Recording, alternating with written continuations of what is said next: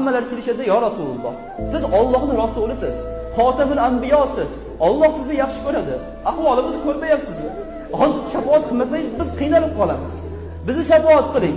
Shunda payg'ambar alayhisalom aytdilarki, "Men arshning ostiga boraman bitta o'zim" dedilar. O'sha joyda sajda qilaman. Sajdadan boshimni ko'tarmayman. Alloh ilhom qilgan hamma sanoda aytaman.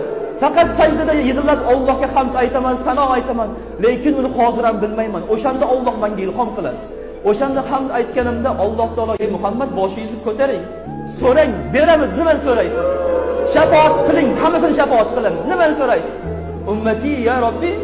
Ummati ya Robbi deb duo qilaman o'sha joyda. Ummatimni shafaat qilishni Allohdan so'rayman. O'sha kuni mana shu shafaatul uzmo bo'ladi. Eng katta shafaat. Payg'ambar alayhisalomga Alloh buyruq beradi. Boring, ummatingizdan xohlaganingizcha shafaat qilib o'zingiz bilan olib keting deydi. Buning uchun biz payg'ambar alayhisalomga o'xshashga harakat qilishimiz kerak.